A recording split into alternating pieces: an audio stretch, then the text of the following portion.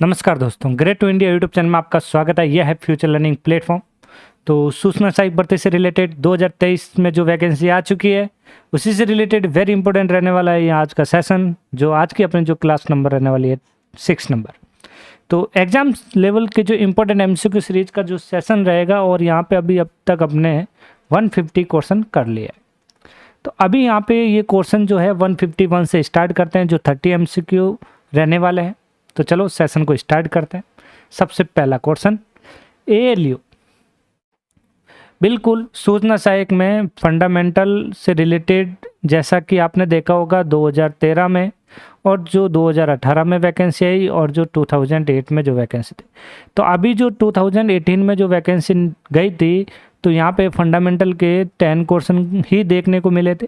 तो आप ज़्यादा फंडामेंटल पे फोकस ना करें, जितना हो सके फंडामेंटल के भी क्वेश्चन ज़्यादा फोकस ना करें, लेकिन बट करना भी पड़ेगा क्योंकि क्वेश्चन कैसे भी आ सकते हैं। तो चलो स्टार्ट करते हैं सेशन को। एएलयू मतलब अर्थमेटिकल लॉजिकल यूनिट में होने वाली क्रिया में भाग लेने वाले डेटा का पता संग्रहित करके कौन सा रजिस्टर रखता है। तो यहाँ पे रजिस्टर आपको पता होना चाहिए कौन सा रजिस्टर रखता है जो एएलयू में होने वाली क्रिया में भाग लेने वाले डेटा का पता संग्रहित करके। तो यहाँ पे 51 का जो सही आंसर रहने वाला है, तो हमेशा ध्यान रखें, वो होता है एड्रेस रजिस्टर, जिसे हम बोलते हैं एआर। क्या बोलते हैं? AR, address register. सही आंसर रहेगा यहाँ पे बी। सीपीयू की प्रमुख डाटाबेस है, तो सीपीयू जो है यहाँ पे, तो प्रमुख डाटाबेस जो होता है वो कौन सा होता है? तो वो होता है यहाँ पे पीसीआई और एक होता है एमबीआई। तो दोनों होते हैं यहाँ पे, ध्यान रखें, पीसीआई और एमबीआई। तो यहाँ पे सही आंसर रहेगा D answer, A and B दोनों। सॉरी यहाँ पे ICIS, यहाँ पे सॉरी सी इधर दे दिया, गलत है यहाँ पे। सॉरी यहाँ पे IEISA ये होगा और एक PCI होगा, ध्यान रखना यहाँ पे। चलते हैं नेक्स्ट क्वेश्चन की ओर। पीसीआई बस का पूरा नाम क्या है, जो अभी हमने डिस्कस किया था। यहाँ पे 153 का आंसर क्या रहेगा फिर? तो ये रहेगा पेरिफेरल कनेक्ट इंटरफेस। सही आंसर रहेगा ए। पीसीआई बस कितने बिट के सिस्टम को उपभोग हेतु है? तो पीसीआई बस जो है कितने बिट के सिस्टम के लिए उपभोग हेतु होते हैं?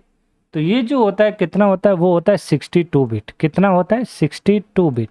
सही आंसर क्या रहेगा यहाँ पे? 62 बिट। सही आंसर बी।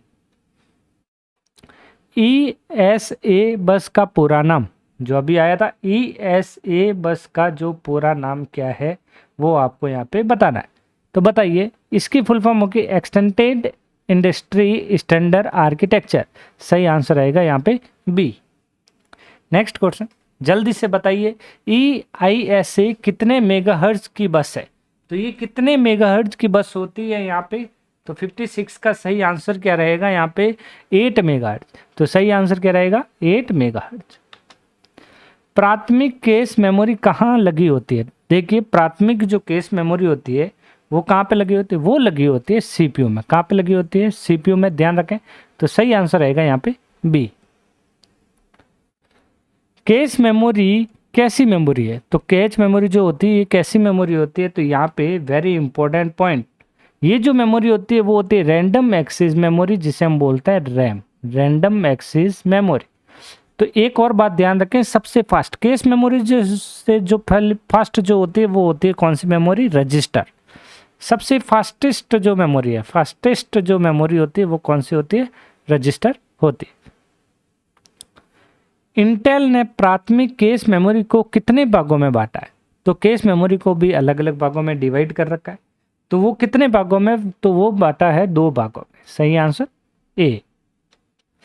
इनमें से कौन सी इनपुट डिवाइस नहीं है? जो डेटा इनपुट जो डिवाइस जो नहीं है वो बताने, जो डेटा इनपुट एन अंदर जाता है वो इनपुट डिवाइस होता है। तो ये कहता है कौन सी इसमें से इनपुट डिवाइस है वो आपको बताना है।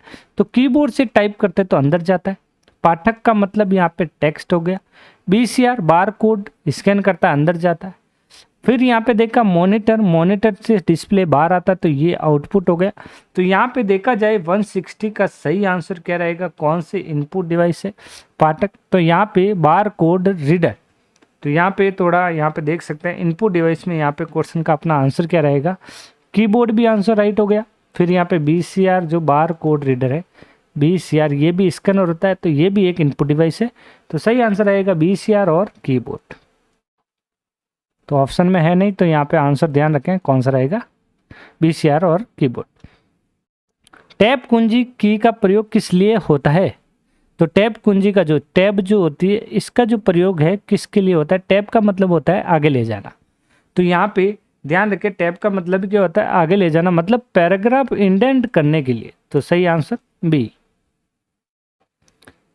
कुंजी स्टार्ट करने को शुरू करती है, कौन सी कुंजी होती है जो स्टार्ट करने को शुरू करती है? तो यहाँ पे स्टार्ट के लिए जो होती है, स्टार्ट करने को शुरू करती है, वो होती है एस्केप। सही आंसर क्या रहेगा?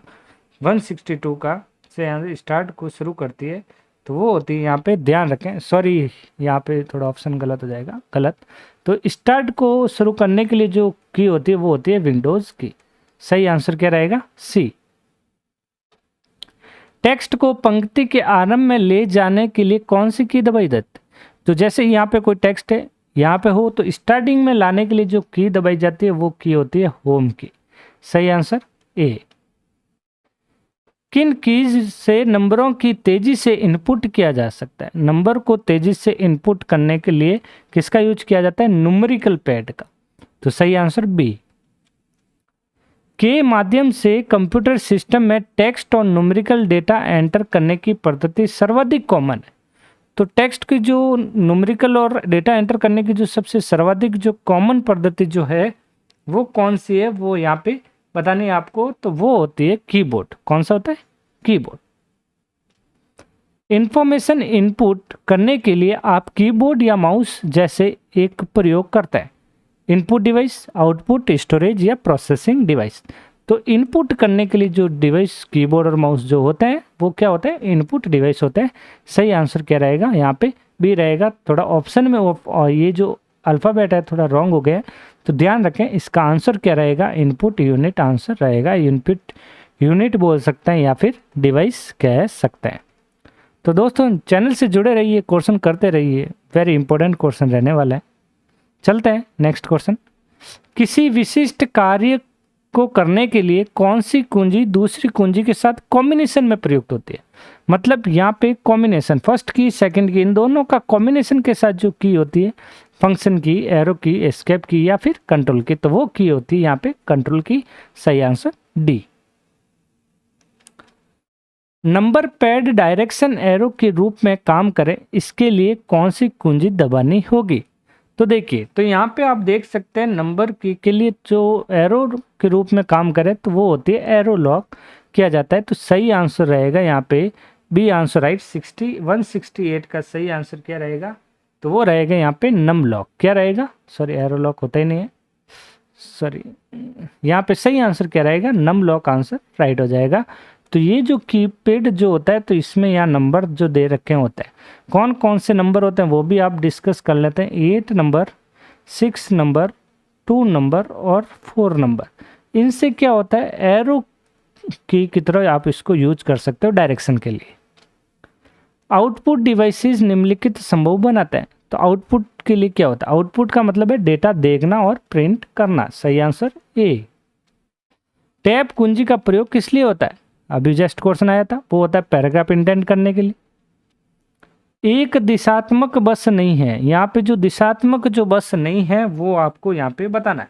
तो यहाँ पे 171 का सही आंसर क्या रहेगा? यहाँ पे ध्यान रखें वो होती है डाटा बस जो है ये नहीं होती है, एड्रेस बस होती है, कंट्रोल बस होती है। नियंत्रण इकाई मतलब कंट्रोल यूनिट संकेत प्रदान नहीं करती।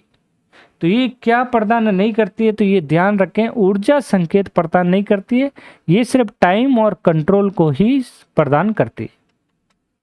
वह मेमोरी जिसमें सूचनाओं व प्रोग्राम को केवल पढ़ना ही संभव हो वो क्या कहलाती है? सिर्फ पढ़ना ही संभव हो।